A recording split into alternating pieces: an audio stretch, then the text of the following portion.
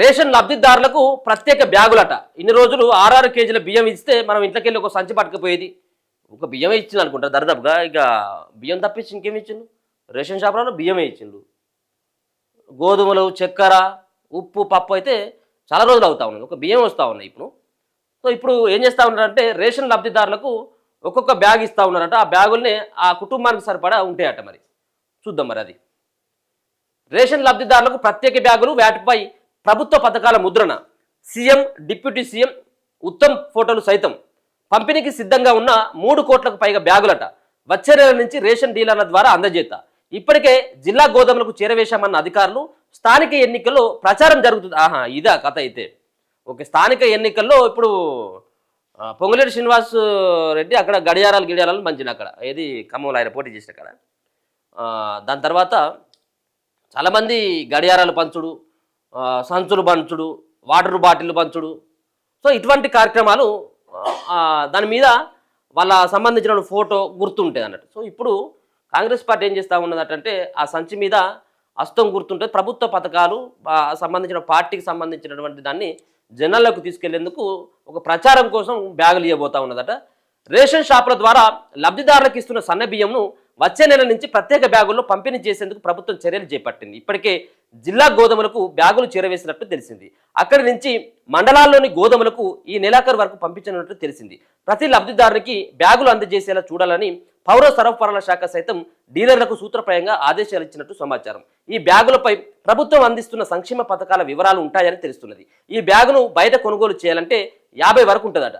దీనిపై CM Revanth Reddy, deputy CM బట్టి విక్రమార్క, రాష్ట్ర పౌర సరఫరాల శాఖ మంత్రి ఉత్తమ్ కుమార్ రెడ్డి ఫోటో సైతం ఉంటుంది. వీటితో పాటు 6 గ్యారంటీలకు సంబంధించిన వివరాలు సైతం ముద్రించారట. ఇచ్చేది ఇప్పుడు బియ్యం ఇచ్చుకుంటూ ఒక సంచిలో పోషిస్తారు అన్నట్టు. ఒక సంచి ఎక్స్ట్రా వస్తుంది అన్నట్టు. 50 రూపాయల సంచి ఇలా పార్టీ ప్రచారం కోసం వాడుకుంటున్నారు అన్నట్టు సంచిని. ఆ సంచిలో నేను అనుకున్నా కదా, ఆ సంచి ఇస్తే ఆ సంచిలో ఇంకా సబ్బులు, సరుపులు, ఉప్పులు, పప్పులు వస్తాయి కావచ్చు నేను అనుకున్నా. కానీ ఒక బియ్యం వచ్చాయట. మళ్ళీ లబ్ధిదారునికి 1 చొప్పున పంపిణీ. ప్రభుత్వం ఎంతమంది లబ్ధిదారులు ఉంటే అంతమందికి 6 కేజీల చొప్పున బియ్యం పంపిణీ చేస్తున్నది. అదేవిధంగా బ్యాగులు సైతం 6 కేజీల బియ్యానికి సరిపడే విధంగా తయారు చేసి, ఇప్పుడు ఓ 4 ఉన్నారు అనుకో, 4 ఆర్ల 24 కిలోలు, 24 కిలోలు ఒకటే బ్యాగులో పోసియారట. ఎవరి బ్యాగు వాళ్ళకే 6 కిలోల బ్యాగులు ఆడు ఉంటాయి అన్నట్టు. ఒక కుటుంబ సభ్యులు ఒక 4 ఉంటే ఆ 4 బ్యాగులు పట్టుకొచ్చుకోవచ్చు అన్నట్టు. అంటే 450లో 200 రూపాయలు ఇప్పుడు బ్యాగ్ మనం ఆ బ్యాగుల రూపంలో పైసలు ఇచ్చినట్టు సర్కారు. సో ఆ బ్యాగులు ఇవ్వబోతా ఉన్నారట. దాంతో వచ్చేటువంటి లాభం ఏందో నాకైతే అర్థమవుతుంది. ఆ బ్యాగులతో వచ్చే లాభం ఏంది?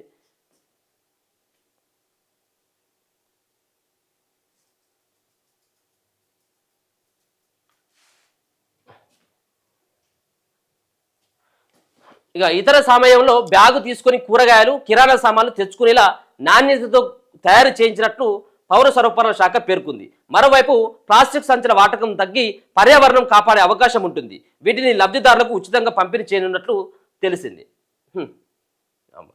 ఇది ఏంది ప్రచారం కోసం ఈ విధంగా వాడుకుంటా ఉంది అన్నట్టు. స్మార్ట్ కార్డుల పంపిణీపై కసరత్తు. ప్రత్యేక రాష్ట్రం ఏర్పడిన తర్వాత లబ్ధిదారులకు రేషన్కు సంబంధించి ఎలాంటి గుర్తింపు కార్డులు ఇవ్వలేదు. పౌర సరఫరాల శాఖ ఫోటోల నుంచి కార్డు నెంబర్తో ఉన్న వివరాలు కాపీని డౌన్లోడ్ చేసుకుని దాని ఆధారంగా లబ్ధిదారులు రేషన్ బియ్యం పొందుతున్నారు. వీరికి కొత్తగా స్మార్ట్ కార్డులు పంపిణీ చేయాలని ప్రభుత్వం నిర్ణయించింది. వాటిని తయారు చేసేందుకు టెండర్లు పిలిస్తే కోర్టు చేయడంతో కాంట్రాక్టర్ల మధ్య వ్యత్యాసాలు వచ్చాయి. దీంతో వారు న్యాయస్థానంలో దావా వేశారు. కోర్టు తీర్పు రాగానే కార్డుల పంపిణీ చేసేందుకు ఇప్పటికే తగిన ఏర్పాట్లు చేశారు. కార్డులో ఎవరి ఫోటోలు ఉండాలి, లోగో ఎట్లా ఉండాలి అనే విషయాలకు సంబంధించిన అంశాలపై కసరత్తు చేస్తున్నట్లు అధికారులు వెల్లడించారు. బ్యాగుల పంపిణీతో పథకాల ప్రచారం. త్వరలో స్థానిక సంస్థల ఎన్నికలు జరగనున్నాయి. ప్రస్తుతం పంపిణీ చేయబోయే బ్యాగులు ప్రచారానికి ఉపయోగపడతాయనే టాక్ వినిపిస్తుంది. రాష్ట్రంలో 97 లక్షల కార్డులు ఉండగా 3 కోట్ల 10 లక్షల మంది లబ్ధిదారులు ఉన్నారు. ప్రభుత్వం సన్నబియ్యంతో పాటు ప్రత్యేక బ్యాగులు ఇవ్వడంతో ఎన్నికల సమయంలో ఓటర్లు ప్రభుత్వం వైపు మొగ్గు చూపే అవకాశం ఉంటుందని రాజకీయ ఇప్పుడు ఇదంతా జనాలు ఒకప్పుడు కొంత అమాయకంగా ఉండేది కావచ్చేమో. ఇప్పుడు జనాలు ఎక్కడ కూడా అమాయకం లేరు సార్. నువ్వు బ్యాగులు ఇచ్చినా, నువ్వు పైసలు ఇచ్చినా, నువ్వు బంగారం ఇచ్చినా ఎవరికి వేయాలో వారికే ఇస్తారు ఓటు. జనాలు ఆల్రెడీ ముందే ఫిక్స్ అయిపోతా ఉన్నారు. మరి అట్లా అంటే మొన్న పంచినటువంటి పైసలు, బీఆర్ఎస్ పార్టీ పంచినటువంటి పైసలతో దరిదాపుగా 100 సీట్లకు పైన రావాలి వాళ్ళు. అన్ని పైసలు పంచింది వాళ్ళు ఆయా నియోజకవర్గాల్లో. చాలామంది కాంగ్రెస్ పార్టీకి సంబంధించిన అభ్యర్థులు ఎన్నికల జరుగుతూ ఉంటే, పోలింగ్ జరుగుతున్నటువంటి రోజుల్లో పోలింగ్ జరుగుతున్నటువంటి రోజు అసలు ఆ నియోజకవర్గంలో లేకుండా పోయాను ఇక గెలవను కావచ్చని చాలామంది. అంటే పైసలు ఆ విధంగా పంచిన వాళ్ళు. కానీ జనాలు డిసైడ్ అయిపోయారు. ఎవరైతే వద్దనుకుంటారో వాళ్ళని పక్కన పెడతారు. ఎవరైతే కావాలని చెప్పేసి కోరుకుంటారో వాళ్ళని ఖచ్చితంగా ఆశీర్వదిస్తారు.